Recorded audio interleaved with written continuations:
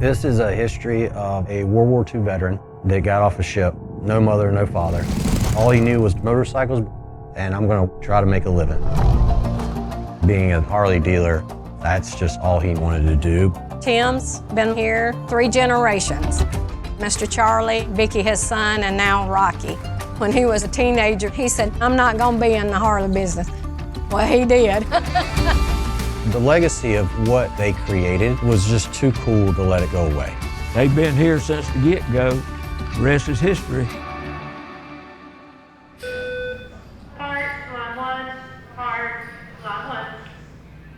Come on through.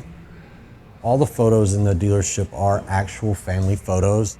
That's my dad in diapers and my aunt holding him out in front of the store.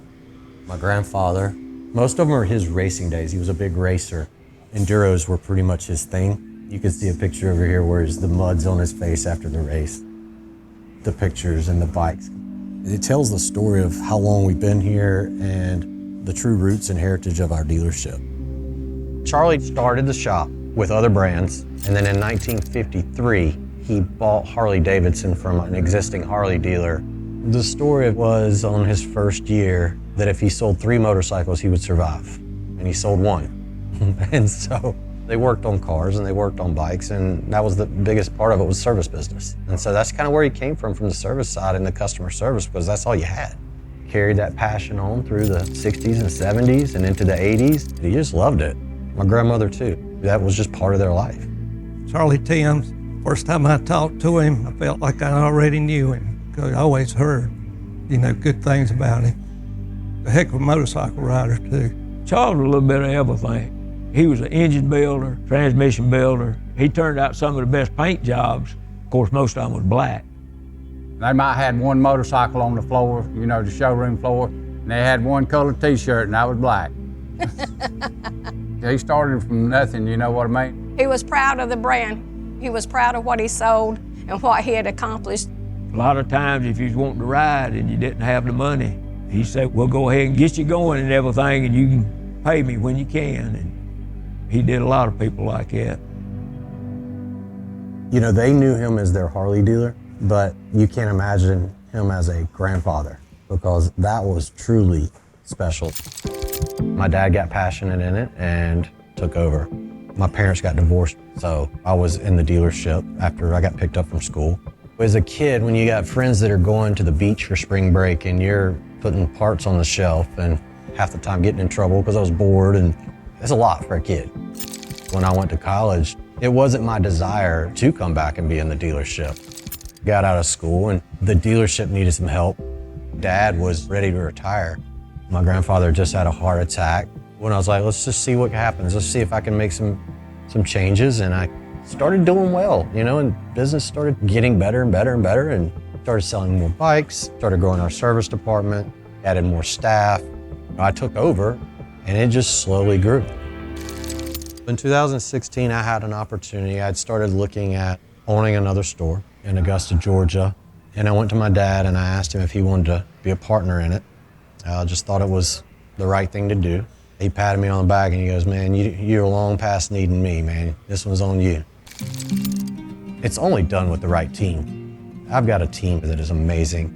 We shoot really hard to have the best customer service possible. Been working here 30 years, have worked for 3 generations. We want everybody to feel at home here. There's a continuity there. You don't have to get used to new people and new owners and, their kids. I think we put some of them through college. Our customer base is different. You don't have people that want to hang out on Fridays and Saturdays and drink coffee at their local car dealership. But that's what happens at your local Harley dealership. Culture starts inside the store. That's where your local community is built. And then we've got the local H.O.G chapter. Electric City H.O.G, it's a great group of people. Started in the 80s with my grandfather and grandmother, and they're just passionate about riding. It's a great chapter. You have a lot of fun. If you love riding Harley-Davidson, it's awesome. We joined H.O.G in 2000. I'm a bit of an introvert, so it kind of got me out of my comfort zone. The events, the charity, it's a family. We promote it heavily when someone is new to the brand. The true test for us as Harley dealers and as a motor company is just to grow ridership. And it's just something about the camaraderie when you have a group of people. And I think that's why H.O.G has been so successful. This bike is very special to us. This was my grandfather's original 51 Panhead. You can see all the signatures.